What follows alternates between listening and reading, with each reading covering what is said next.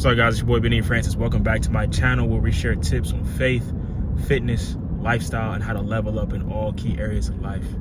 So today we are discussing how to bounce back after a perceived loss. And I'm specifically using the word perceived because I truly believe that every loss or every L is a lesson. There's something we can learn in there. And I also believe that God does not put more on you than you can bear. So if you go through a season where you feel like you're lost, if that's where you're at, or you feel like you've been losing over and over again, I want to show you how you can mentally bounce back, spiritually bounce back, and get that zeal and get that fire back and get you back on track so you can stop feeling like you're losing. So really the key and most important thing that you can do after a loss, now this could be a breakup, losing a job, losing a loved one, just feeling like out of place, feeling like you were not achieving all that you were called to achieve, or maybe you prepared for something and it didn't go as planned. And it can be a very hard pill to swallow, and it can even feel devastating a lot of times. But what you have to realize is that when you're going through these moments, there's always a lesson, and you have to give yourself grace. You have to respect yourself for even waking up, surviving, and going through another day. You have to respect yourself that you even tried.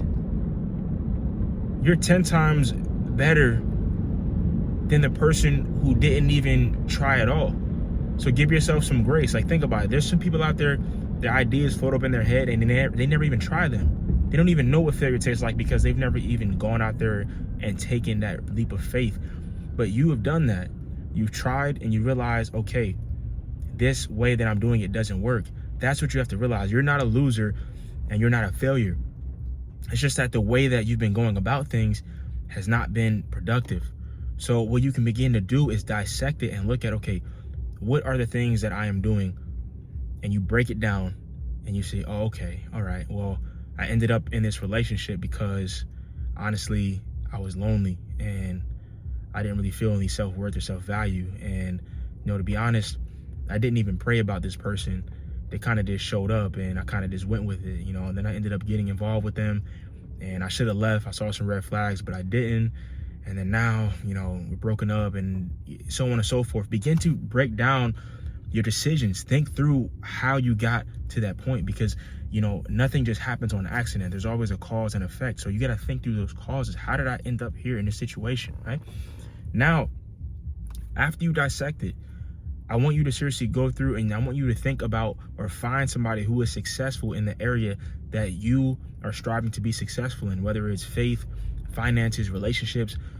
Find someone that you believe to truly be successful, or at least appear to be successful in that area, and see if there's any information, see if there's any things that they're doing that you haven't been doing. See if there's some things that they're not doing that you are doing, right?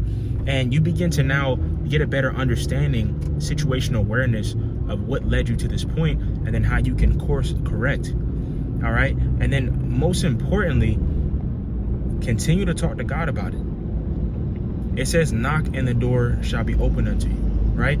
Seek and you shall find. So sometimes that first knock, you may not get an answer, but that doesn't mean you stop knocking. You keep knocking. You keep asking God. You keep petitioning heaven for direction, for guidance, for discernment, right? For God, for all of that, because you're going to need all of that, because you don't want to keep making the same mistakes over and over again. All right. So talk to God about it. Search the scriptures. The scripture is there for our reproof, instruction, knowledge. We can glean from the passages in the Bible and see where other people went wrong, right? And learn those lessons so that we don't repeat the same mistakes. That's what true wisdom is. You actually learn from other people's mistakes and you don't make the same one. But I just want you to know that you're not a loser. You're not a failure. You're everything that God called you to be. And God's thoughts towards you, they're more than the sands on the seashore. He loved you so much that he gave himself up and he died for you. And he was resurrected for you, right? He loves you. He cares about you. He thought you so special enough that he died for you. There's not a lot of people out there that would willingly give up their life for anybody, even a good person, but God did that for you. So you got to understand, if God saw you that valuable, you are that valuable. But I want you to just look at your decisions Start to analyze the things that you're doing, where you might have went wrong at, and start to correct those things. And then just stay close to God. Ask him to help you for the next decision, right? And don't dwell on it. Give yourself some grace. Give yourself some grace. Give yourself some grace. Yourself. Speak kindly to yourself. Some of you guys, the things that you say to yourself, you wouldn't dare say to a friend or anybody else in your life, but yet you say those nasty things to yourself. Rude, just horrible things to yourself. You have to stop doing that. Give yourself some grace. All right? You will get through this process. You will come out better and refined on the other side. Trust me, I've been there. All right, so that's going to wrap up today's video. If you enjoyed today's episode, please continue to share, like, drop a comment. It really means a lot to me when I see you guys' comments, and like I can actually see how, my words have been impacting people, by the grace of God. I'm available for some one-on-one coaching. All right, one-on-one calls. You can shoot me a DM, all socials, Benin.Francis. I'll leave that in the description. But until next time, guys, stay blessed. I'll see you in the next episode.